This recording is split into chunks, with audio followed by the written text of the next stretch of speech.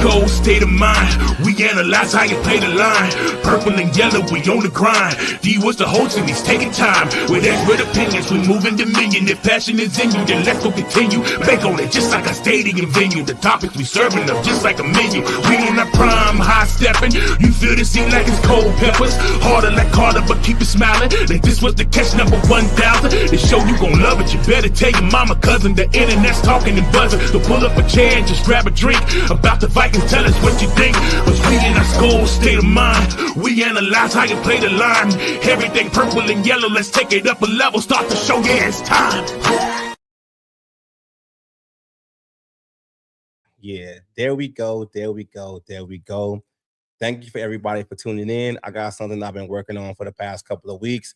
I know normally we do a lot of the crossovers during like rivalry week or when the Vikings play that team, but I'm going to start doing something a little bit different. I'm going to bring on, some Bears fans so we can kind of do a crossover on, what happened throughout the season and, what to expect this offseason and, what's going on and who is actually the real champs, going forward, in the NFC North. So I got my guys from the Bears Den podcast, so let's bring them up. Hey, how y'all guys doing today, man? Good. What's going on? Doing good. Good, man. Like I was saying earlier, man, we normally do these crossovers, when we play each other, but I'm thinking it's like we got to start, doing more content that's just not about, the games, especially during the offseason, and there's not a lot of talk, being brought up from teams. I don't know about y'all, but it seems like my team, they just want to talk a lot. They talk too much and they ain't really making anything happen. So, I mean, but how y'all feeling, man? Y'all the current champs of the NFC North, man. I give you my hats off to y'all. Y'all did y'all thing, I'm not gonna go in here and say, yeah, if we would have beat y'all that last game, we would have won the division, stuff like that. But I call it like I see it, man. So go ahead, man. What y'all got, man? Well, first I'm gonna say happy birthday to the champ. Hey, happy birthday. Let me get that out the way first, because if I don't, I'll hear about it. But it feels good to be on top of the division for once. And it feels good going into an off season where we don't have to worry about a quarterback. I mean, that feels great. We don't have to worry about a quarterback. Who's our quarterback going to be? I mean, to me, we just need to make some moves on defense on all three levels.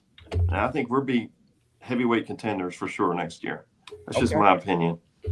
Okay. What you got, champ? I mean, I don't see Clarence there, so I'm going to just start calling you champ, man. Well, man, first of all, thank you for having us on your platform, bro. I know you came on ours and showed some love, and it's only fair and right that we do the same thing to you. So thank you for extending the invitation out to us. This is a very interesting off season for us. We have been bottom feeders for a very long time. And like Andy said, this is the first time probably in my lifetime that we can go into an off season and clearly, number one, know who our quarterback is, and number two, feel good about it. Right. So we ain't never experienced this before. This is, I guess, you can just call us an explorer because we are in uncharted territory right now. So we've got a lot of questions about this football team from an internal standpoint, knowing that, number one, if we want to compete not only in this division, but in this conference and represent the NFC in the Super Bowl, we got to do something to this defense. You're not going to beat Minnesota. You're not going to beat Green Bay. And let me tell you, Green Bay's out for us. That rivalry has been reborn, and it is blistering right now with venom when you look at the last two times we played the Packers. So, and then the Detroit Lions as well. So this is a very competitive division. We got things that we got to do to this football team if we want to repeat as NFC North champions in 2026-27. Okay. Well said. What you got, Ty? Oh, yeah, just kind of a lot of the same stuff. I mean, it is refreshing to, feel solid about our coaching staff and our head coach. And the fact that we have a GM and some teams don't have a GM. Not saying no names. I get it. Yeah, that these are we're not having to answer the same questions that we have been for the last decade or so going into every season. So it's nice, and I know you guys have some questions, so it can be challenging, but yeah, we're excited about the new season. See, I like what I heard from y'all, man. Like, that's what's up, man. Like, it seems like I don't want to say the roles has been reversed, but I am really disappointed about this offseason. I was disappointed throughout the season. I don't know what direction my team is going in. As Todd said, we're the only team that don't have a GM right now going into the part of the offseason, which makes no sense to me. Like, I don't know what's going on. Like, I'm just like I was telling Andy earlier backstage before we started, man. Like, I'm gonna be completely honest and transparent with y'all. I'm not gonna sugarcoat it. I'm one of those Viking fans that kind of see things for the longevity of this team, and I'm not there. Like, we still having the same issues with who's going to play quarterback. Like we don't know what the running back scheme is going to be. We got so much reports coming out about players not liking McCarthy, the team not liking McCarthy. It's like we've been dealing with this for the past, I would say, 20 plus years as Minnesota Vikings fans, trying to find that franchise quarterback that can be here and be a staple for the future. I think y'all got that in Caleb. Hats off to y'all. Y'all got that and y'all figured that out. And the direction y'all going in is like the Vikings are going in the opposite direction of where they should be going, especially with Kevin O'Connell when he's touted as the quote unquote quarterback guy and offensive guru. I'm not buying that, but yeah, I'm just disappointed, man. I'm disappointed, man. So Clarence, I see you ready, man. What you got to ask me, man? Come with the question, man. Come on with it, man. Come on with it. I'm finna show you why they call me the bad guy. Because the other two guys may let you get away with this, but I'm not. So come on with it. In that little soliloquy that you just got through saying, you were remiss to mention the fact that the starting quarterback that you had that led you to be the number one seed in the playoffs last year just won a Super Bowl with a different team because you guys let him walk out the door. Now, maybe that's got something to do with why you don't have a general manager right now. I don't know. But what I do know is this. You're the last person in the lunch line and you ain't got enough money. So, you know what, Clarence? I'm glad you brought up that about Sam Darnold, because I don't know if y'all heard this before. I was a big Sam Darnold guy. As y'all know, I'm from LA. So yeah. I grew up in LA, South Central LA. SC was down the street. I'm not an SC fan, but when I was growing up, majority of the football that we had that was consistently good came out of SC. So, that was access to me. Like, I don't look at the situation with Sam Darnold going to Seattle as like, oh man, the Vikings coulda, shoulda, woulda. I'm happy for Sam, because for Sam to actually be the type of player that he is and the person that he is, to actually have the first time in his career to basically put his career in his own hands, I'm not mad at that. You get what I'm saying? I think, there's way more other things that led to the firing of the general manager. I don't think the general manager was actually the main problem. I think Kevin O'Connell doesn't get enough, vitriol towards what he's been doing for this team, especially when he had his, hearsay on what to do. But to go with the situation with Sam, like, Sam did the right thing for his career. I'm not mad at that. Like, I'm happy for Sam. I rooted for Sam, for him to actually, be a good player, because how I look at it, Sam went to a team that was better built than us, that had a better offense than us, had better pieces than us, had a more consistent running game than us. Defense was better, and the coaching was better. That's not talked about a lot. And if you look at Sam's trajectory with his career and any kind of press conference Sam talked about, when they asked him like what turned his career around, he never says Kevin O'Connell. He never says Kevin O'Connell guided him to be the player that he was. He always gives more graces to Kyle Shanahan. Yeah. That was the difference. Yeah. Yeah, because he spent that 1 year with Shanahan when they went to the Super Bowl as the backup. And y'all vets, y'all know football. That whole Right. OG Shanahan system, that zone running scheme that him and Gary Kubiak created back in the Denver days, that's what's being taught right now. And the offensive coordinator for Seattle was who? Clint, Gary's son. So it was going to immediately click. That's why I was like happy for Sam. So if you look at it like with Kevin O'Connell does not have that. And I don't like when people say Kevin O'Connell is a Sean McVay, disciple, because he's actually not. He's a disciple of Jay Gruden, and that's probably why his offense sucks, because Sean McVay has a good offense, Kyle Shanahan has a good offense, Matt LaFleur has a good offense, Little LaFleur has a good offense, but Kevin O'Connell is still inconsistent because he can't run the ball efficiently. But when I look at, I'm sorry, I was just going to say, but when I look at your football team, and when you were on our show, when we were getting ready to play the Vikings the first game of the season, the main reasons why I thought we were going to win that football game, we ultimately ended up losing it. But the main reason why I thought we were going to win that football game is the inability of you guys being able to get the ball to your weapons. And for 3 quarters, that was the case. Now, after that game, you guys had trouble at the quarterback position. And everybody who knows football knows, if you ain't got a good quarterback, then you ain't got a good football team. Exactly. I honestly believe Sam Darnold leaving that team took y'all back a step or two. I don't think that you guys would have finished where you finished had you had a viable option at the quarterback position. Them running J.J. McCarthy in as a rookie, and he got hurt in college, was a mistake. And you can't compete in this division without a quarterback. You can't compete in the NFL without a quarterback. You guys, that's the big unknown for you right now. Yeah, and I don't believe that it was a mistake going with McCarthy.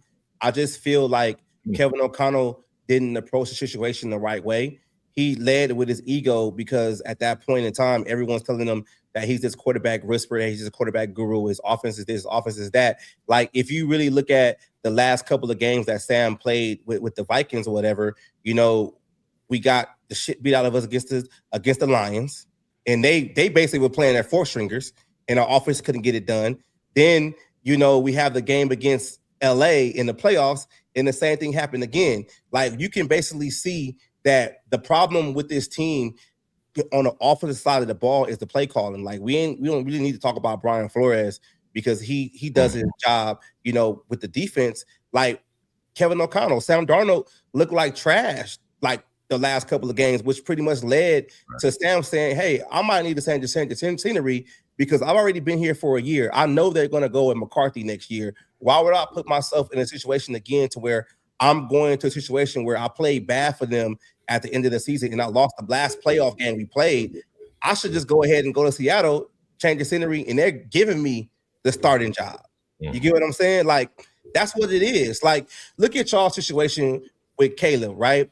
Yes. Caleb didn't play the way he played last year, his first season as a rookie.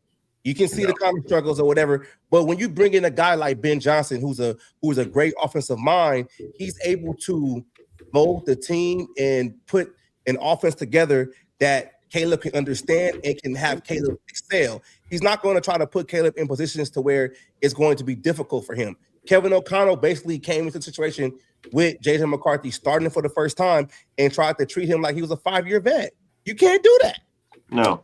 Yeah, with Caleb, it wasn't, and Ben was obviously the catalyst for it, but actually the entire staff changing over everything. The assistant coaches all the way down the line made a difference there. It's funny though, because I hear you talking about the Viking situation. I mean, to hear it on national radio or it's O'Connell's a genius and Kwesi can't draft for crap. I mean, that was it, right? It was like all of his drafts were terrible. And that's not even if you look at them, they were pretty bad. I mean, there was a lot of misses, but O'Connell really doesn't get any heat for any of that. Yeah, he doesn't, and which is crazy for me. Like, I know you guys don't follow, a lot of the Vikings article because you guys are Bear fans, right? Mm-hmm. So Kwesi pretty much like the first draft he was here, 2022. That's basically was his draft. And there's reports out there saying that with that draft, because it was it didn't hit the way it should have. Mhm. That Kevin O'Connell and Brian Flores kind of pushed out the scouts, and they were having more say so on draft picks going forward, which I get, because if you look at the way they were drafting, they were just drafting players that Kevin O'Connell wanted, or Brian Flores wanted. They weren't drafting players that had more longevity. And you get stuff like you get things like basically when the Adam Thielen trade, that wasn't Kwesi, that was Rob Brzezinski. They went behind his back and did that. Javon Hargrave and Jonathan Allen. Kwesi didn't want those guys, but Brian Flores wanted those guys, and now we have to cut them and take a couple of things on a salary cap because of it. And these are all things Kevin O'Connell was behind. You get what I'm saying? So, like the Sam Darnold situation, right? How come Sam Darnold didn't sign 2 years? Like, why'd you only sign him to 1? But that's the guy that's what Kevin O'Connell wanted to do, because he wanted to go to JJ the next year. Like when you draft somebody in the top 10 or whatever, so they get this 3 or 4 year window, and then they can't wait to get rid of him. I mean, like, there's so much turnover coming out of this offseason, all the way from the Dolphins and the Cardinals. We love these quarterbacks until we hate them now, and now they have to go. Doesn't matter what it costs us. And in fairness to everyone, no one saw Sam Darnold doing what he's done the last 2 years. I mean, he was almost out of the league. If J.J. McCarthy wouldn't have blew out his knee in the preseason, he wouldn't have been on your roster. Yeah, he would have been as an emergency player. Yeah, like he was almost out of the league. Like nobody saw him and said, "Okay, this guy's going to throw for 4,000 yards 1 year. He's going to move on to Seattle and he's going to win a Super Bowl." Nobody saw that coming. Exactly. I sure didn't see that coming. I mean, no one saw Sam Darnold turn into an MVP type quarterback. Hey, but when you get good coaching, man, anything is possible. And that's just one thing that I tell Viking fans all the time, and they get on my damn nerves about it, because it's like they want to move on from McCarthy right now and try to get a veteran quarterback in whoever it is, but you're doing the same thing over and over again. You're just you're just all you're doing is just you're on the treadmill and you're not going anywhere. Like, look at what happened with Baker. Baker's a better player than what he was in Cleveland. Sam Darnold situation. Like, it happens. You need to get a better coaching staff around. I just don't believe in Kevin O'Connell as a developing young quarterbacks, because he's never had to do that.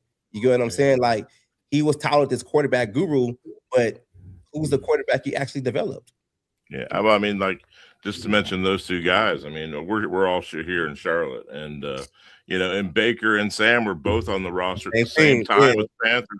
But you draft Bryce Young first overall. You got to ride that out. It doesn't matter what you see in those guys; they got to go. And that's the same thing with McCarthy. Yeah, he got to go. I mean, I look at it like this, though, right?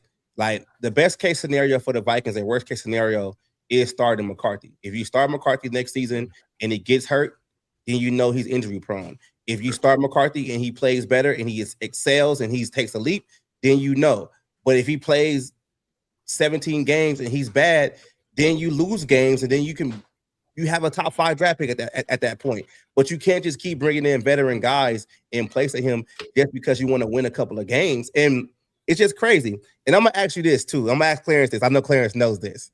Who's the only coach in the NFC North that doesn't have a playoff win? Well, we know Detroit does. We know Green Bay does. We know we do. So that would be McConnell. My point exactly. So it's just like Ben Johnson did it in year 1. We're going into year 5. We don't have a playoff win. We're the only team in the NFC North that does not have a playoff win. Like, well, I really heard what you guys say, and just keep in mind that your McConnell and your GM went to Minnesota. Wait a minute. I mean, before they fired him, went to Minnesota the same year Ryan Poles came to Chicago, and hired that idiot that we ended up firing.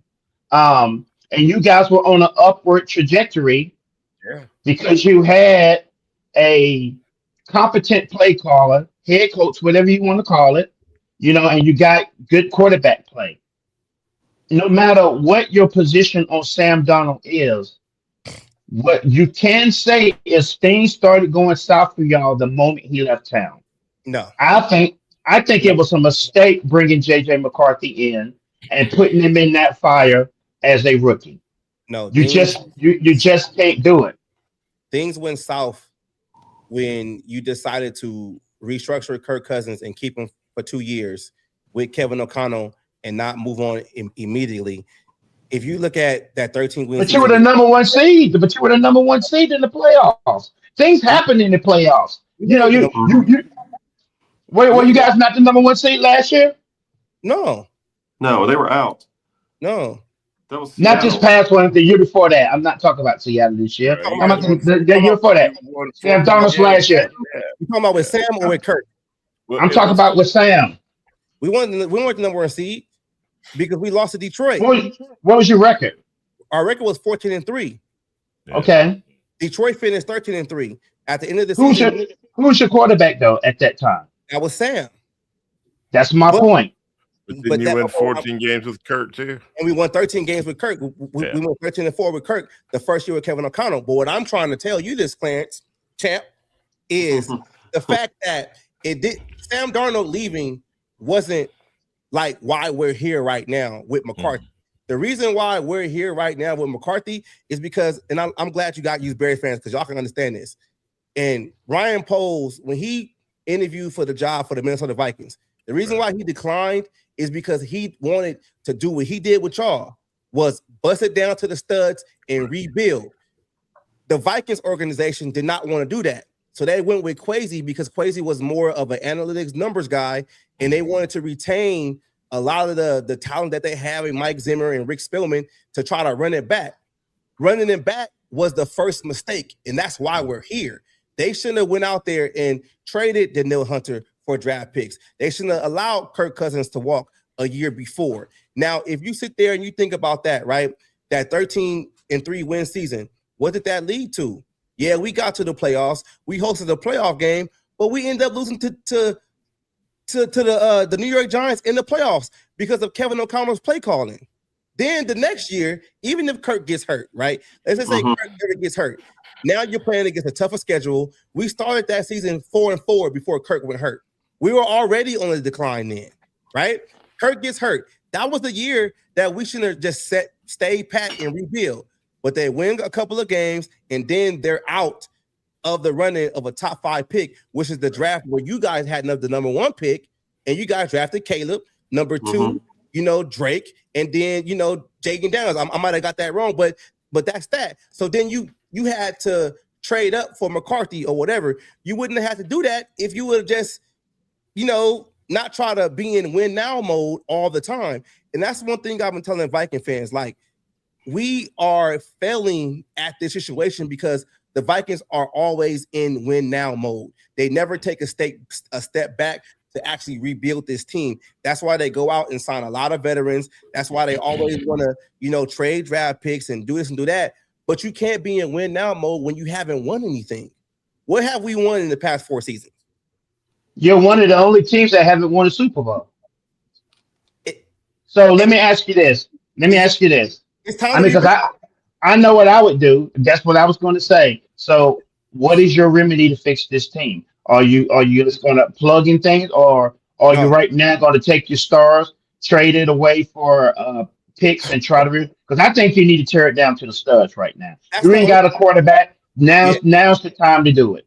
That's the only way you get better. I still believe in McCarthy. I think McCarthy is still the guy. I'm not shying away from that. And just like I said earlier, the best thing you do, your best case scenario, is starting McCarthy, even if he sinks or swim. I don't understand it to where it's like, so McCarthy has injury issues. We all can say that. He's been injured. He does. Now, and then McCarthy hasn't played up to snuff. He's still developing, but he hasn't played good. Let's just say he's been a bad quarterback. I can say that. He's been a bad quarterback. So why you got Viking fans and why you got Vikings media trying to get guys like Kyler Murray, who's been hurt and played bad? Why are you trying to get guys like Geno, who's been bad? He's only had 1 good year That was the Seattle year. Why are you trying to get Anthony Richardson, who's been hurt and played bad? Why are you trying to get Tua, who's been hurt and played bad? The best thing for you to do is start McCarthy and see what happens. It's hard. It's hard bringing a guy in like that, though. Because once he gets used to losing, he gets stuck in that muck. No, let me tell you why the problem with McCarthy with the Vikings is because the Vikings did not value the draft and they went free agents. And when you have a team that is more dominated by veteran players, you have a hard time developing the younger guys, especially at the quarterback position, because that's why you see the Aaron Joneses and the other guys, talk about how they want Sam Darnold back and stuff like that, because there's no other guys on the roster that are in that same development process. Yeah, no, you go free agents. You primarily you end up with an old ass overpaid team is what you end up with. And that's exactly where we're at. That's exactly where we're at, and that's the problem. That's why you got Aaron Jones, who's probably going to get cut. Talking about, oh yeah, we're glad of that. We are glad of that because we don't like tackling him for whatever reason. We do not like tackling Aaron Jones. Now, I was going to ask my guys on our show this week if they release Hargrave. Do we think he's an upgrade on our D line? He's too old. Hargrave can't. He's a situational defensive lineman at this point. Yeah. He can't stop the run. Like we paid him $15 million a season, and he's basically a situational guy that can only play on third down. Mm-hmm. That's crazy. He was a part-timer, and that's like Clarence. That's what I'm telling you. Like that's what's wrong with this team. Like it starts from the owners to the front office to the coaches, man. Like if you look at our squad from the Vikings, man, where is the development on this roster outside of the quarterback? Let's just put quarterback to the side. Where do you see any young talent emerging on our roster? Well, you got one of the best wide receivers in the league. That dude's bad. I said young talent. Young talent. Jefferson's already in his fifth year. Where do you, since Kevin O'Connell has been with this team, who has developed into anything? I mean, they brought in guys that have made a difference. I mean, Van Ginkel's been a good player. They brought him in as a free agent. Is Donovan Jackson any good? Donovan Jackson was hurt majority of the year. Like he had his own injury issues. He was solid, but I mean, Jordan Addison was a decent pickup. I mean, he was a first rounder too, wasn't he? Yeah, but he's arrested every year. Yeah, well, right. No, I understand that. I'm just like I told you guys. I'm a Viking fan, and I'm gonna call it how it is. Like, where's the development? Even Hawkinson they traded for, they didn't develop him, did they? And ever since his knees blew out, he's not the same player. So since we had Kevin O'Connell, who on this roster that Kevin O'Connell and that regime has drafted has emerged into something that we can say, yeah, we got that. Was Darisaw before O'Connell? Darisaw was before O'Connell too. Yeah. I mean, there's not a whole lot to trade here for picks, honestly. I mean, unless you make the big move and go off of Jefferson, but I mean, that's I would have traded Jefferson. You almost really and truly, if you want to do this right, you almost have to get rid of Jefferson.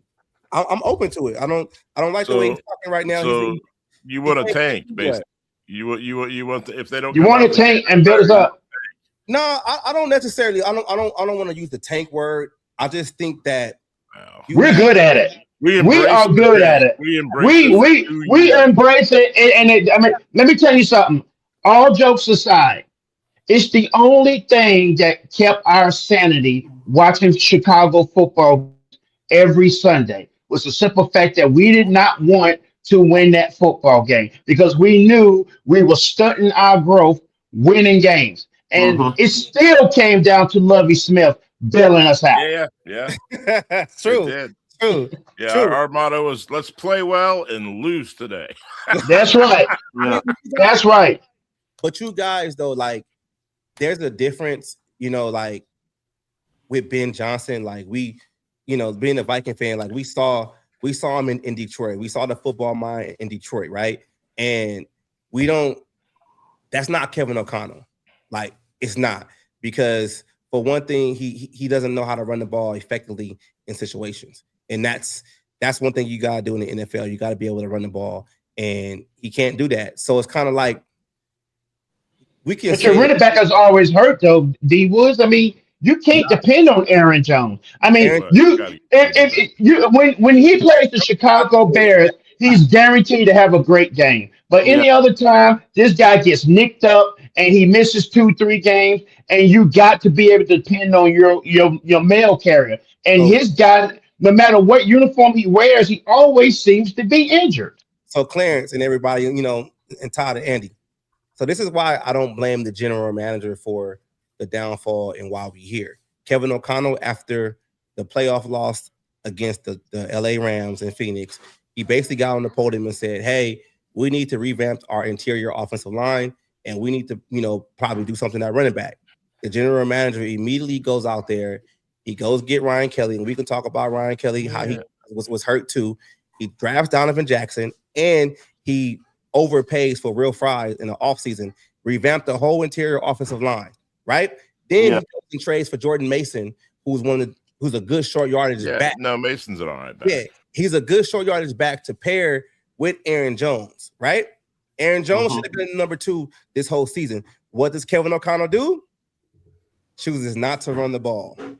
So it's kind of like if you can be mad at the GM for certain things, especially like a couple of draft picks or whatever. But if you ask for something and you get it and you're still not using it, that's kind of on you, man. So you might could trade O'Connell. I'm telling you, he's beloved nationally. You might get some team giving you a second round pick for the coach. So D, are you out on O'Connell? You're saying he needs to go? Like I was telling you backstage, I'm 70-30. And wow. The 70 is out. The 30 is the idea of, I understand that Kevin O'Connell is at a pivotal stage in his career as a coach. And this is the time to where he's either going to figure things out and right the ship, or he's going to be fired next year. I mean, have you guys ever seen a situation where a franchise fired the general manager but keeps the coaching staff intact for multiple years? The coaching staff pretty much almost. I'm pretty sure we've done that. I'm pretty sure we've done that. If I think about it, if I think about it, I'm pretty sure we have done that. I mean, we fought for a long time to get a GM and a coach lined up together. Yes, which we have now finally. Yes, that's something you need to do. I feel. I mean, you're closer to it, but seems to me that if they bring in somebody, they probably try to get them on the same path. I would have after this season, man, in my opinion, if I was ownership, if I was the Wills, instead of waiting to fire Kwesi, which was pretty much dumb, like why would you fire your general manager before the offseason really kicks off? If you're going to fire him, you shouldn't have fired him Black Monday. I would have fired everybody, the whole coaching staff included. I would have got another general manager. I would have got a new coach in here, and then we would have been able to figure it out from there. But all they're doing is just prolonging the inevitable. That's why we're talking about Tua and Kyler Murray. Kevin O'Connell is in a situation to where he doesn't have a general manager to call him out on his shit. He's doing what he wants to do, and basically at that point, he's making the decisions. He's trying to keep his job. It's bad when unless you fire a general manager for cause. But if you fire him for production on the field, then the coach has to go too. Exactly. You just don't do it. Because what's going to happen? You get a general manager in there next year, then what are you going to do? Yeah, you fire McConnell if they have another bad year. You have sent yourself back another year. You're wasting time at that point. Or the GM has the excuse of, well, we're bad, but I didn't pick this coach, so let me pick. Right. What was our general manager? I can't think of the guy's name. We hired him, and he keeps Lovie Smith. Lovie Smith wins 10 games and he fires him. The guy that was in the personnel department, and we made him the general manager. Ted Phillips. No, after Phillips. Pace. It was the guy that got rid of Urlacher. D'Angelo? I can't. Jerry D'Angelo, yeah. Was it Emery? Was it Emery or something? Phil Emery, yeah. Phil Emery. The general managers we've gone through. Yeah, I mean, but that's what we did. That's exactly what we did. We bring Phil Emery in, and Lovie Smith was already on thin ice. We bring Phil Emery in, and Lovie Smith doesn't make the playoffs, but he wins 10 football games, and Phil Emery fires him, and it just really goes to hell after that. Yeah. Right when we first, yeah, that's what I'm saying. Yeah. Like the thing with Kevin O'Connell, man, I don't know what he has and what's being talked about, like why some Viking fans and Viking media love him so much, but They do. I look at it like this though. I did a video about a month or two ago because like I was like Zimmer is probably one of my favorite coaches for the Vikings, right? Yeah, I love your him. guy. Yeah. Like that was my guy, right? So if you look at the parallels, Kevin O'Connell is actually going into year 5. Mike Zimmer going into year 5. We had already made the playoffs twice and was playing in the NFC title game. Like that's a trajectory that we had, even though we still had the quarterback issues. And if you look at the reason why Rick Spielman and Mike Zimmer got fired is because they couldn't figure out the quarterback. The defense was aging. They were playing old school football. Yeah, too many veterans on the team. You know, the offensive line was bad. But now you fast forward to going to year 5 of Kevin O'Connell. We don't know what the quarterback is. Offensive line is bad, and the defense is getting older. This sounds like Bears. It's the Sounds same. like the Bears for years. You know, like I asked my Viking fans that, like, what's the difference between Mike Zimmer right now and Kevin O'Connell? And they give me the excuse like, but we won 14 games, but Mike Zimmer went to the NFC title game. Like we had playoff wins, we had trajectory, and we still have the same questions since they got fired right now. Who are they talking about for a backup for JJ? Are they still talking? Wentz is under contract, is he? Nah, Wentz is they're trying to sign Wentz back so he don't get a lawsuit. I just wondered if they were thinking about bringing Cousins back. I mean, I think it's possible. It's possible because he's going to be on the cheap. Yeah, because Kevin O'Connell, he's been in Kevin O'Connell offense for that long. That can be Kevin O'Connell's savior of winning 10, 12 games, getting back to the playoffs and getting back in good grace. But he's putting band-aids on it. This is a bigger issue for this team. What I'm saying. There's no longevity of winning with this football team. You're old on a lot of spots. You're trying to trim down. I mean, you got to revamp this team. You have to bring in kids and just ride it out. Exactly. You have to bring in, which is the reason why you don't fire the general manager and keep the coach. Unless you think the coach is going to line through there, but then you got to make sure the general manager is aligned with the coach that's there right now. Because the moment they start losing, he's going to say, "Hey, I didn't hire this guy. You told me I had to keep him." Yeah, I didn't do it. I mean, and that's the reason why, like I say, like it was never just crazy. I think what really kicked this whole team off this offseason for things going haywire outside of Big Sam winning the Super Bowl was the fact that Mike Pitton got on Cleveland sports radio or podcast and basically called out Flores for not being able to work with him and basically pushing him out on the defense side of the ball and going to offense. And Brian Flores didn't have a contract. So then he signs. The next week, Quasi gets fired. It's a lot of backdoor and pointing fingers with this organization right now. You can tell. Listen, and I'm going to tell you this right here. This is kind of like off the kilter, but I understand and I respect what you said about Sam Darnold. But for me, as a Bear fan, if Justin Fields would have went to the Jets and won the Super Bowl, I would have had a problem with it. I'd have been happy for Justin Fields, but it would have bothered me. I'm not going to lie. I mean, I'm just telling you. I'm going to keep it real. Because if the guy that you don't want no more goes to another team and wins, and the guy who you chose over him is not able to get the job done, I'm going to have a problem with it. And especially at the end of the season, if that dude's holding the Lombardi trophy, I'm going to have a problem with it. I get it, but I understand that Sam Darnold wasn't going to win a Super Bowl with us, regardless of what we had on our roster. Like, I mean, Sam had a great year with the Vikings. Yeah. But Sam was a Jet, and Sam was a Panther, the 49er. I mean, he's on his 5th team, right? I mean, he can't say, this is my guy. I mean, I'm asking you guys, Andy and Ty, you tell me Justin Fields wins a Super Bowl in the Jets this year. I'm not talking about from now on, but if he had done it this year, you guys telling me you weren't going to feel some type of way? I would be pissed. I would be really upset. Because I like to think we got it right at the quarterback position finally. I would have been upset. Minnesota Vikings thought the same thing. That's what I'm saying. They had to. Yeah. They had to.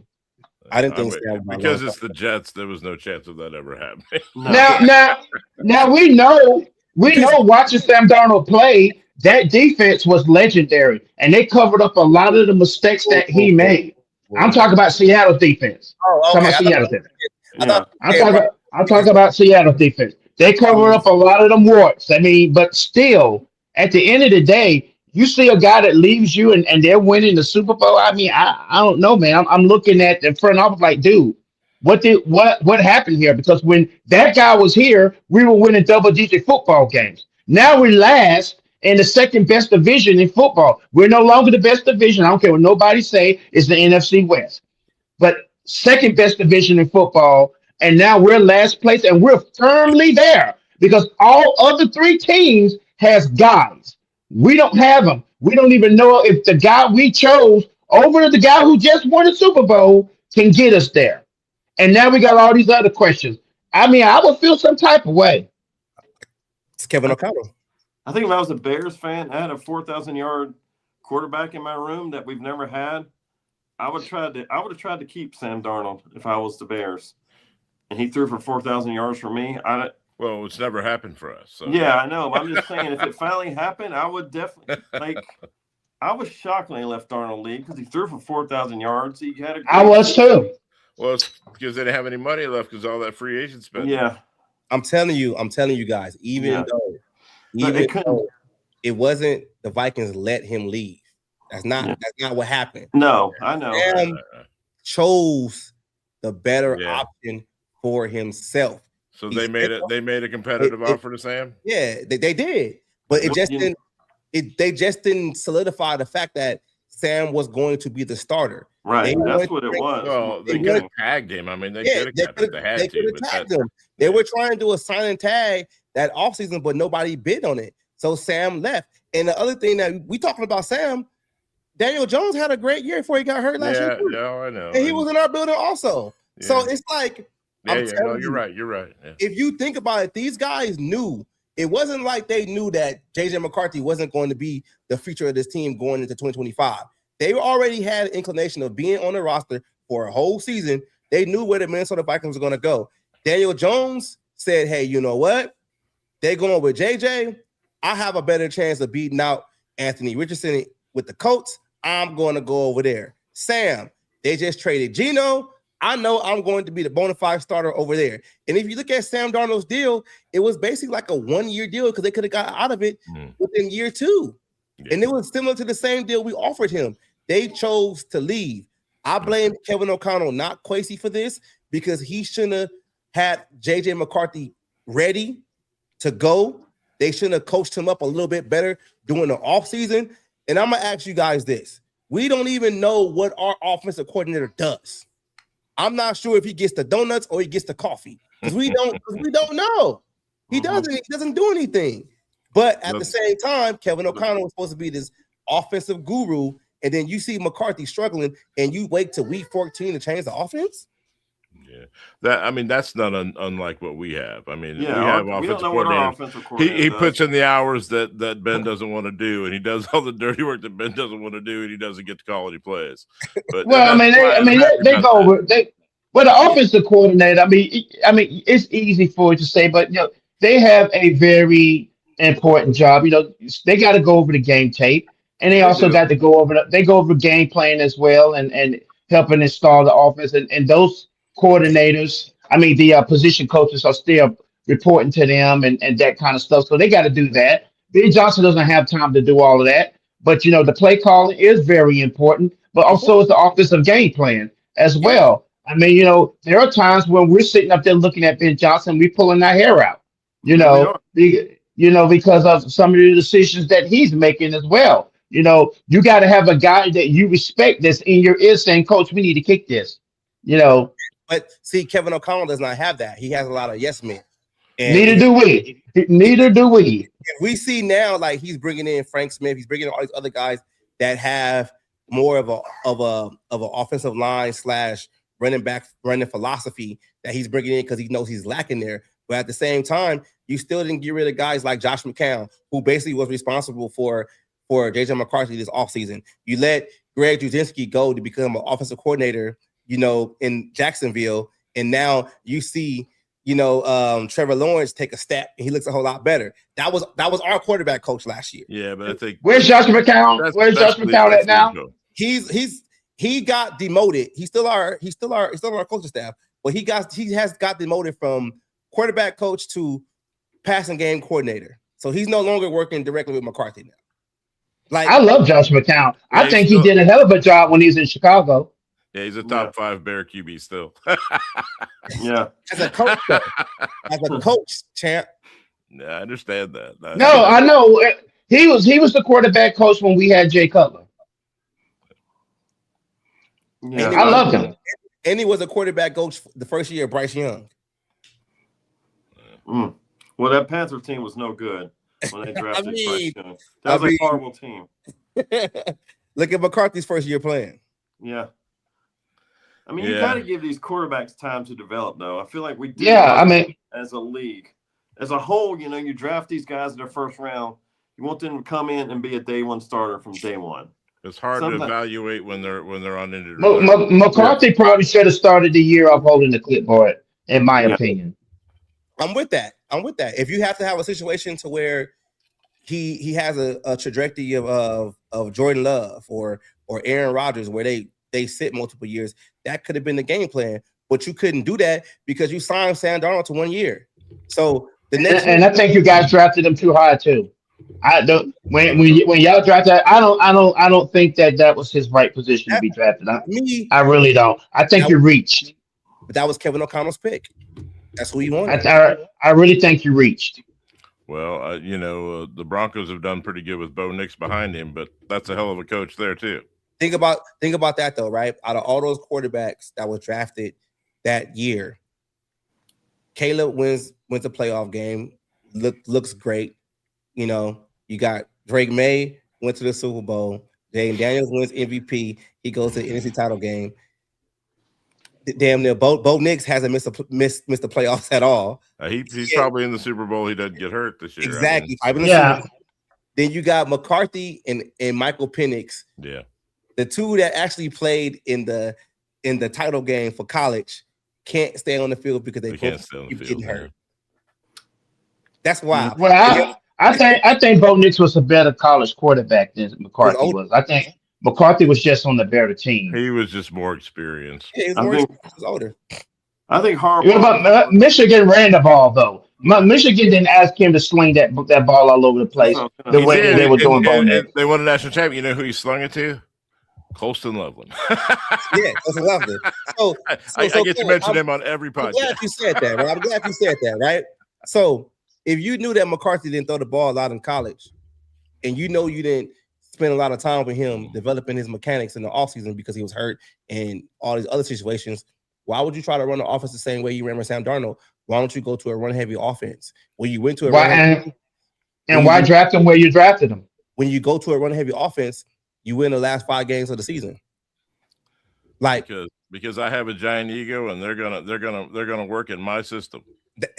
Exactly, Todd. That's Matt Nagy right there. That was Matt Nagy's downfall. That's most of those. That's why Matt Nagy don't have a job right now too. Yeah, he does. Well, not as a head coach. Yeah. But I don't know how that's going to work, and I don't even know what he was thinking. What was John Harbaugh thinking bringing Matt Nagy in? That's just crazy. Desperate. Everybody. That's idiotic. You're looking to get fired again. I would have brought in Mike McDaniel for Jackson Dart. I would have brought in somebody like that for him. Yeah, I mean, Jackson Dart. Todd said it best. Jackson Dart, Scatterbo, and Neighbors have no value in fantasy now. Nope. Because that's how bland Matt Nagy's offense is. No imagination, no route tree, nothing. It's just so bland. And it has to work. His offense has to work. It don't matter about the quarterback. His offense is that great. Exactly. He doesn't tailor make it to the offense. Yeah. Like he was a horrible hire. And now you can reflect on it and look back. He was. Yeah, he was. I agree. It was horrible. Yeah. So going forward with the offseason, what do you guys need to do to stay up top of this Defense. Right? Plain and simple. Draft. Defense. Yeah, you looking at free agency or draft? I want. Oh no. Well, we don't have money like we usually do for free agency. I think we're going to be on. I think we're going to look for value. I wouldn't be surprised me if we don't sign anybody on day one, because usually we come out and bang, bang, bang. Edmonds, Edwards, Swift. You know what I mean? We got Dahlman last year on day one. I don't think it wouldn't surprise me. We don't sign anybody on day one. We let the prices come down because we are really against the cap this year. Okay. Now, go ahead, Todd. I just, that it depends. I mean, if we see a bunch of restructures in the next few weeks, really, the free agency, we have to have an edge rusher. But our bigger problem, it's equal. We have to stop the run, which we couldn't do, and we have to get pressure. We've got to figure out a way to do that, and we have to get faster overall on defense than we are. Yes. So the speed side of it's going to come out of the draft. Obviously, they're kids, they're faster. That's just the way it's going to be. But I think that I've been all about the Crosby trade. I don't think that's going to happen anymore. No, I think that if we could restructure enough money, we could get on. If we do a smart short-term deal with Trey Hendrickson, that would solve a little bit of our pass rush there. And then we just draft the kids for speed and learn how to and guys that can stop the run. That's what we need more than anything. Okay, that makes sense. Now for us on defense side of the ball, we only got 2 playable corners. This is we only got 2 corners that can play. We got 0 safeties right now. 0. Yeah. You need a safety too. We need 3. We need 3 safeties because we don't have that either. Like the secondary is overall bad. I think that has to be addressed in the draft. Maybe you can bring in 1 or 2 guys, maybe a veteran safety or a veteran corner. Maybe you can do that. But the defense is getting old, and there's too many holes on this defense, side of the ball. Especially with the DBs. I mean, I like Brian Flores to a certain extent, but you got to start developing some young guys, man. You really do. I don't want to see Harrison Smith coming back for another. Is he coming back? That's kind of what I'm hearing. Yeah, they're saying he might come back. I don't. If I'm the Wilfs, I'm just like, hey, you got to come back and play somewhere else. We just had a whole ceremony for you the last game. Mm-hmm. Now we're not doing that twice. So he's 37, right? I mean, he's old. I mean, come on, man. I mean, he's younger than me, but at the same time, like football years, Harry, like go somewhere else, man. Like I just don't understand it. But that's one thing too. Like if Brian Flores wants to talk Harrison Smith to come back, dude, you rather talk a guy who's 37 years old who can't play all the snaps on defense versus you developing a young safety in his place. Mm-hmm. You're not a good coach if you're trying to get the old guys to come back all the time, man. That's just how I look at it, man. It's tough.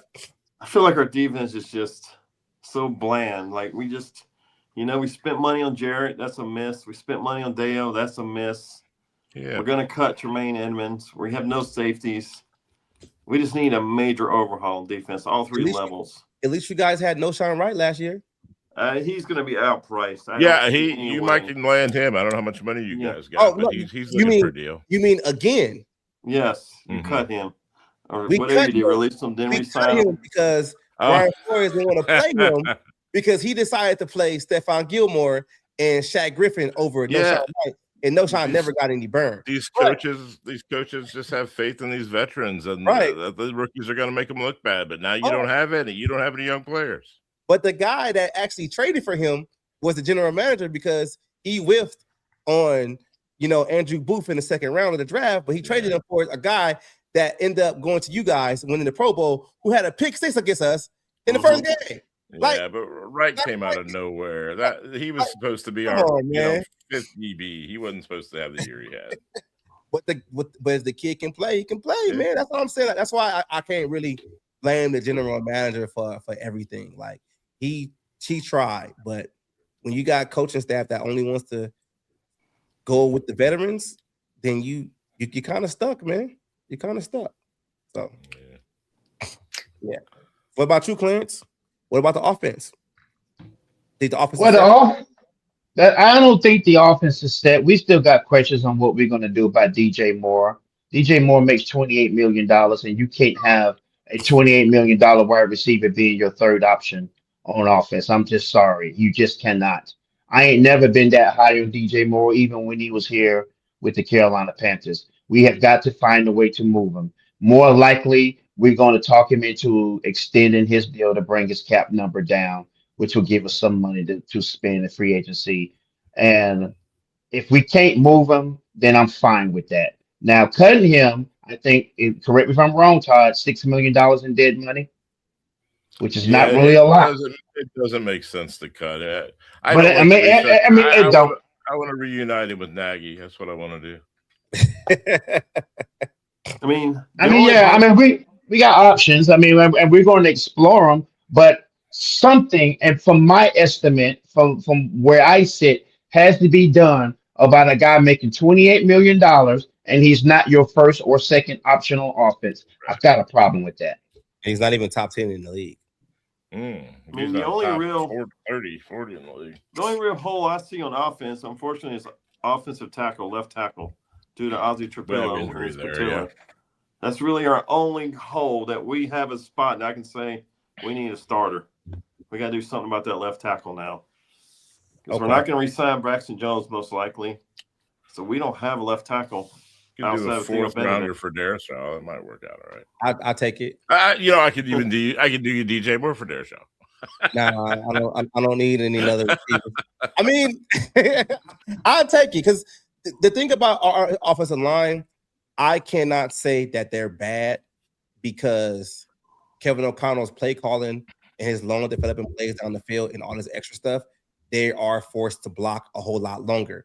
And if you see guys that were with our team like Ed Ingram, Garrett Bradbury played in the Super Bowl, Dalton Reisner that went to Cincinnati, even Ezra Cleveland, when they get out of the Kevin O'Connell offense, it seems like their PFF numbers goes up. They end up being Pro Bowlers and stuff like that because they're able just to play the position. Kevin O'Connell gets these guys and he makes them look bad because you want the quarterback to drop back, 7 steps and do a fake here and a hitch there. You want your receivers on the outside to do a couple of double moves. That takes time. Yeah, so then next thing you know, you got McCarthy who's getting rushed.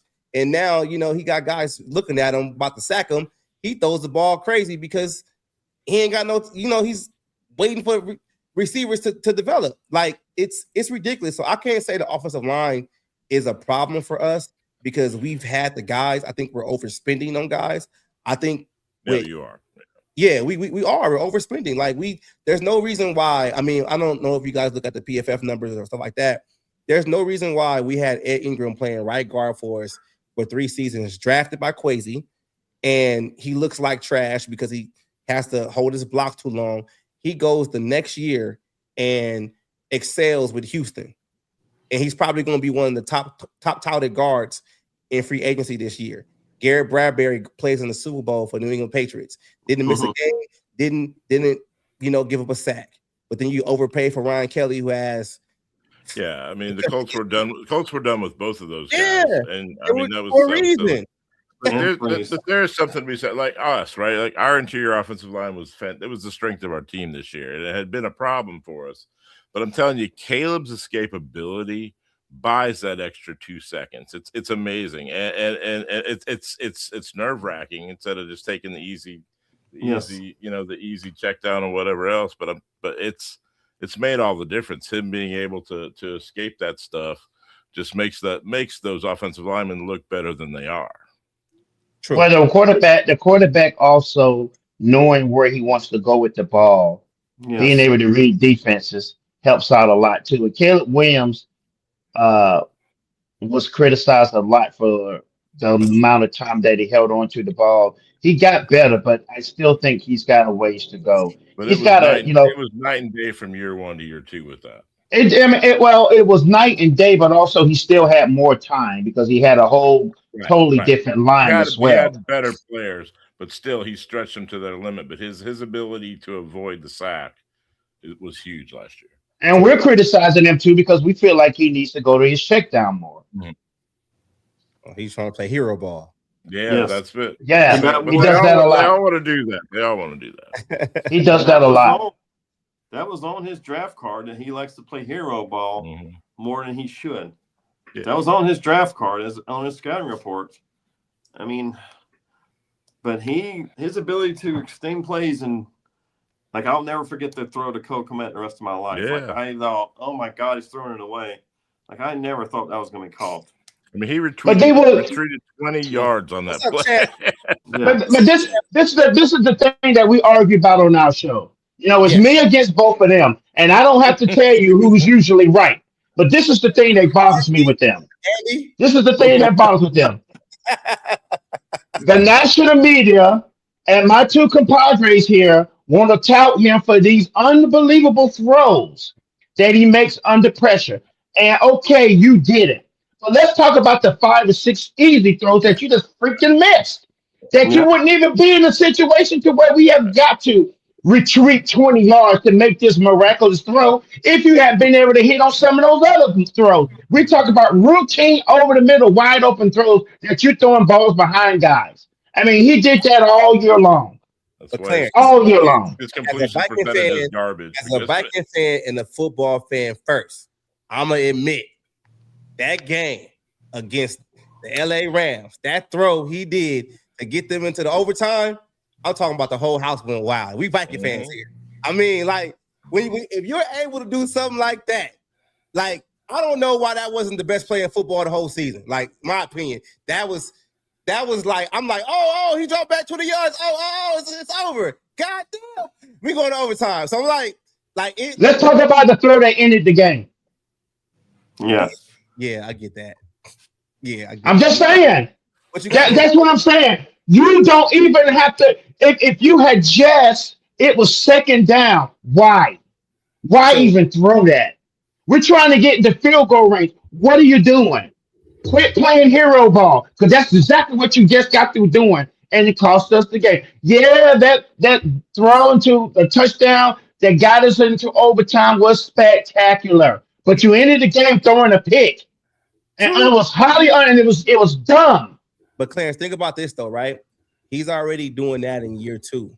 Can you only year 1 with Ben? Year 1 with Ben. Can you only imagine like another offseason, you know, with this coaching staff and him actually coming into his own and actually being able to see things a little bit clearer, like, you know, reading NFL defense a little bit better. Like I mean, absolutely. Absolutely. I would much rather be me than you right now. All jokes aside. I would much rather be me because we have spent a lot of time in your position. And I ain't gonna lie to you, brother. You're gonna have some off seasons for you, bro. You know, some off seasons for you. We have been there. We have wrote the book. We got the t-shirt. What you about to experience, we know all about it. I hope it won't be so bad. It's crazy because my second video I did for my channel, and it's still on here, is my video where I'm going deep diving on why the Minnesota Vikings should trade Justin Jefferson before they pay him, because I want the Vikings to be able to draft Caleb Williams in the draft next year. Like, bro. Yo, like I ain't even know a lot of y'all. Like I was big on Caleb coming out, man. Like I knew he was gonna be electric, but I wasn't. There were other things that I wanted to do, but you know, that's another show. We've had plenty of them on our take, but you know, that was the reason why we started our show, because we had walked out of the bar too many times pissed off at what we were seeing. You know, we have seen a lot of bad football. We have been the laughing stock of our division, the laughing stock of our league. You know, it's hard to have your rivals sit up there and don't even worry about playing you. They marked it down as a win. So, you know, Aaron Rodgers didn't fear the Chicago Bears. I mean, they could be on a 4-game losing streak, see the Bears coming, and it's like, okay, we're going to right the ship next Sunday. That was their thought process in the building. And, you know, we had nothing to do but to sit there and take it. Meanwhile, in the front office and the sidelines, we had nothing but idiocy happening.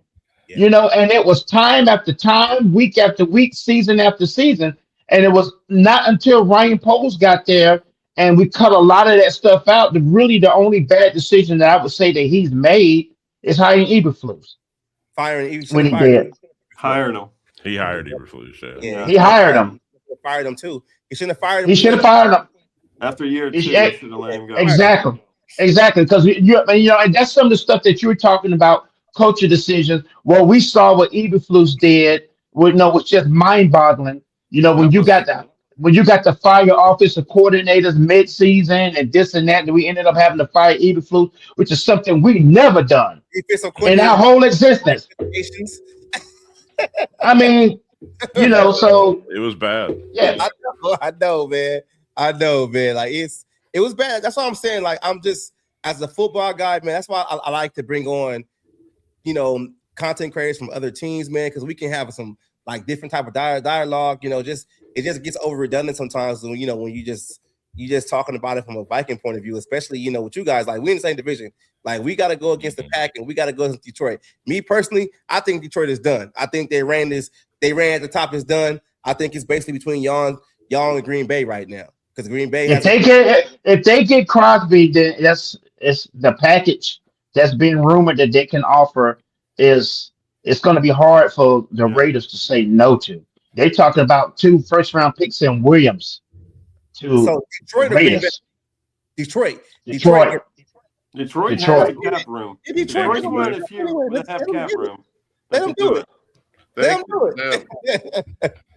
Let them do it. I ain't worried about Detroit, man. We beat them twice this year. I ain't worried about them, man. We beat them with an undrafted free agent. Detroit, Yeah, that was a terrible game. And they put 50 on us, didn't they? Yes, Sure did. Yeah. They was practicing when they played us. Yeah. Practicing not to make the playoffs. That's what happened. Yeah. So, He who laughs last laughs best. I mean, I'm just saying, like this division is a great division. Somebody got an echo over there. Who got it? Wait, let me see. Yeah, it's a great division. Like Clarence said, in the NFC West, that one is tough. I think the only team that doesn't compete over there is the Cardinals, and we all know why.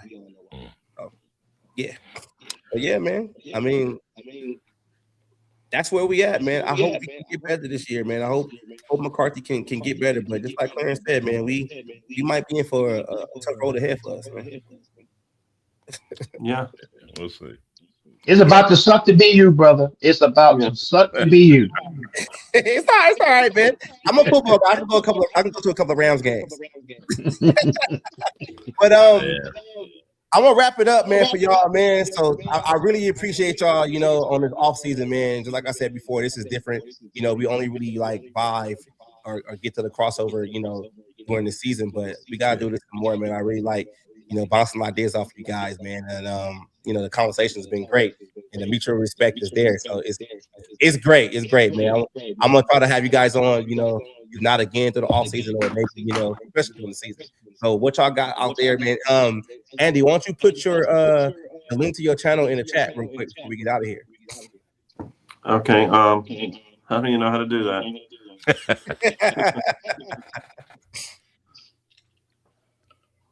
But while he's doing that, let me just once again, brother, say thank you for having us on. When we got into this, man, it was just a forum for us to bitch and complain about our Bears. I mean, it really started, the idea started floating around when Nagy was the coach. And I can tell you there were a lot of Sundays we walked out of the bar pissed off. Yes. And so it just evolved and the idea became to a plan and the plan came to what you have seen today. And to be able to get on other people's forums who was willing to extend a platform for us to get on there and talk about, the game that we all love is truly rewarding. And we meeting new people such as yourself. So once again, man, thank you for No having problem, us on. And anytime that you want to come on our show, let Andy know. Anytime you need us to pull up, we would definitely pull up. No problem. Let me try to get the link up in there real quick. Yeah, I'm looking at the chat. It says join the chat, but it doesn't let me start typing. I can get it up there. There we go. But anyway, to echo what Clarence said, thanks for having us. Thanks for the invite. You're welcome on our show anytime. I got to wish my boy happy birthday again. So I don't think we forgot anybody. I'm just eager. I'm eager for free agency. We're 2 weeks away. I'm eager to see what we're going to do. I don't think we're going to go big. I think we're going to go home. But there you go. I'll put it in the chat. Yeah. There we go. Well, thank you for that. I mean, I'm ready for free. I'm ready for football again. I mean, you got the spring league. I know, but I need football. Yeah. I mean, it's like, damn, we got the appetite, and then, damn it, we were so close to beating the Rams. That's the thing about football, man. It's like you go through this long off season and all these moves and transactions here and there, and players going there, some coaches going there, and then we get to the season, man. It's like it's a sprint. It's over so fast, man. It's like, come on, man. Like, Well, what they're not telling you is the reason why Andy wants to so eager to get back is because us three were in the fantasy football playoffs on our league. You know, we were all in, and Andy and Todd played each other. You know, and I had told them the whole year once my team came back healthy, I wasn't going to lose another game, and that's exactly what happened. So, you know, let me enjoy my off season as the champ. Let me bathe in my glory. I know I lay it on thick, but it's my birthday weekend, so I can lay it on thick. I do got one more question for y'all too, though. Right? This is something I just thought of right now. It's been on my mind. How do you guys feel about the Pro Bowl? Stupid. Waste of time. Yeah. You think it should go back to what it used to be?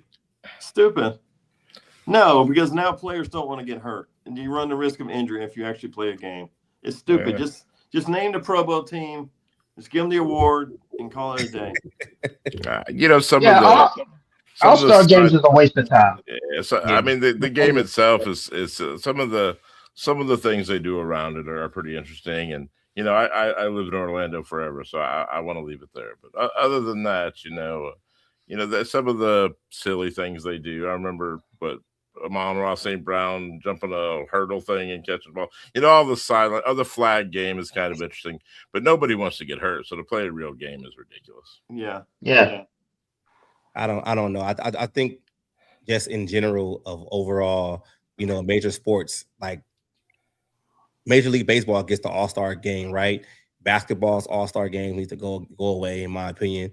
The football All-Star game needs to go away. And maybe I'm just spoiled because I'm a little bit older and I was able to see it when it was at its height. But as of right now, man, I just like, what are we doing, man? Like this is ridiculous, man. Like it's like what Andy said. Just write the guys down who made the Pro Bowl, send them off, get them whatever they gotta get them a cool little t-shirt for the day or whatever. Bonus check.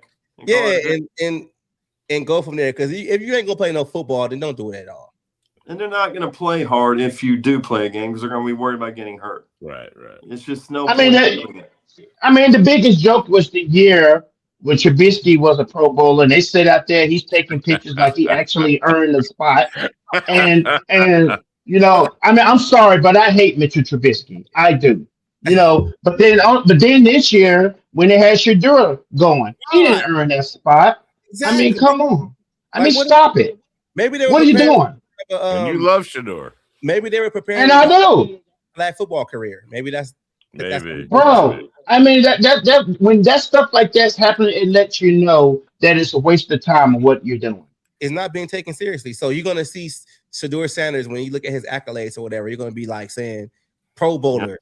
Shador Sanders, and it's like Pro Bowler for what? Like it's on his resume. It's on Trubisky's resume. Like he actually earned it. He was just the only person that said yes. Everybody else didn't want to go or was injured. Get out of here. Guarantee you there was a bunch of money for a bonus on it. You know that. Yeah, that's exactly what it is, man. That's what I'm saying. If you're not gonna do it right, go back to how it used to be when it was in Hawaii and it was after the season was over. And the team that actually won the Super Bowl could actually go down there and brag to everybody else. Do that. Like I just don't like the format. I understand the NFL is a business and they're making money. And that's to me, when you have too much money in these businesses and these sports, that's when the gameplay starts to deteriorate. It's like a lot of these overseas games. We spent two games back to back playing in Dublin and playing in England. That took away a home game for us, you know, and we ended up going 1-0. And I understand. I know NFL it prints its own money, but at the same day, it does. You know, at the same time, when you start messing around with the play on the field and all these other things, and the product on the field is starting to deteriorate, we got to start having conversation about it. Like It's the sponsors.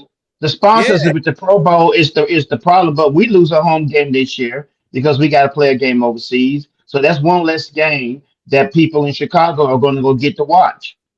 And speaking about Chicago, I'm not buying it. I'm not buying it. I know a lot of talk out there, but y'all moving to Indiana, man? What's going on? It's not leverage. It ain't happening. I remember when the Vikings, before they built their stadium where it's at right now, that they were using LA as leverage to kind of figure things out. I knew Kevin Warren, your guy, did that. He's doing it with us now too. You can have Kevin Warren back. No. We'll give you Kevin Warren for a pack of Gatorade. You ain't even got to give us a case. Just give us a pack of Gatorade. Throw in a bag of chips and we got a deal. Yeah, we'll happily give it to you. And I'll help his ass pack. Nah, we don't want him back. How I look at it, I want everybody going. I want everybody from top to bottom. We gotta turn over this front office, and we gotta turn over this coaching staff, and then you gotta turn over this roster. That's the only way you're gonna get better. You can't keep running it back and trying to be in win now mode when you ain't won nothing. The only teams that I can say that are currently in win now mode for the past 5 seasons, the Chiefs, the Bills, Eagles, Ravens. Ravens. Yeah, 49ers, Rams. Like those Chargers. Chargers ain't won a playoff game. If your quarterback is making $150-some million, you had better be in win now mode. Plain and simple. But Harbaugh wasn't the guy that gave him that money, and he wasn't the guy that brought him in. But they paid him. I don't know why. You got to be in win now mode. You got to be in win. Oh, listen, you trade him and start over. But they paid him. Trade him. They ain't gonna win with Herbert. Trade him. I agree with you. Trade him. I think you tear it down to the studs too. Yeah. Right now, I would do it right now. I will trade him. I will set myself for next year to get a quarterback to get him in there, build up that offensive line. You're going to have a year or two of growing pains, but you'll be better for it. But when your guys making all that money, i.e. Buffalo, and you still losing and you can't get it done, and you want to blame the head coach, I got a problem with that. Sorry. And the thing about Buffalo, right? Josh Allen had a beeline to the Super Bowl. This was the first year. Oh, yeah. They couldn't get it done. You don't have Lamar Jackson in the playoffs. Preach. Go to the playoffs. Amen. And you don't have Joe Burrow in the playoffs. Hallelujah. You had no excuse. None. I'm not saying he would have won the Super Bowl, but you got no excuse not to get to the Super Bowl. And I knew when I watched that Denver game, I knew when he fumbled that ball at halftime and Denver kicked the field goal and went up another 3 points, I said they're gonna lose this game. They done. They are done, man. Like, and how is it McDermott's fault? It's not. I mean, how is that McDermott's fault? You paid this dude who underperforms. He is a stat stuffer. He is a guy that you take absolutely if you're playing fantasy football. But anything other than that, you do not take him. He is not going to win for you. I don't get it. I don't get it. I was talking to guys, and we have this guy on Twitter. He's always talking about Lamar Jackson is not that good, and Josh Allen is great. And when Josh Allen lost, I had to be petty. I said, so Josh Allen lost, and you was talking about Lamar Jackson is not good and everything like that. What you gonna say about Josh Allen? Oh, you got to understand because he hasn't had any receivers. And I said, I don't even know who's a 1,000-yard receiver for Lamar Jackson. Like, it's not like what are we talking about here? Like, stop making excuses, man. But I agree. Josh Allen better win something quick for real, because if not, he'll be on the trading block soon. The entire AFC was weak this year. I mean, I think a couple of teams in the NFC could have beat everybody in the AFC this year. Yeah. I mean, the Rams could have, I think, won the Super Bowl if they made it against whoever in the AFC. San Francisco maybe could have. We maybe could have. San Francisco's defense is not good enough. If Frisco would have been healthy, they could have. They had so many injuries. Yeah, they had so many injuries because of their. I mean, New England was horrible. New England was like the last team standing. Yeah, exactly. They got a free pass when Bo Nix got hurt They had a gimme AFC championship game. I mean, they were just the last team standing out the AFC. And they were horrible. In the Super Bowl. I mean, I didn't think they were going to beat Houston, but CJ Stroud threw that game away. So, and there's major questions about him now. And they still had a chance. Yeah. Houston still had a chance because Drake May didn't play well that game either. He gave the ball away too. So it's like you said, they were the last team standing. If Bo Nix doesn't get hurt, Denver is in that Super Bowl easily. Yeah, I think so too. Easily. I think so. I think Seattle was going to win it all either way, no matter who they played. But I think they were the best team this year by far. Yeah, they were. Shout out to Sam. Congratulations, bro. Be happy for you. But yeah, man, that's all I got for y'all, man. We can get up out of here. I know Clarence got to celebrate his birthday, man. We appreciate it, especially coming on your birthday, man. You know, thank you everybody in the chat. If you haven't subscribed to their podcast, please subscribe to the Bear Den podcast. You know, they real good over there. They not like other Bears fans that talk crazy. They actually know what they're talking about. So good for that. So we're gonna be out of here, and thank y'all. Thank you. Peace.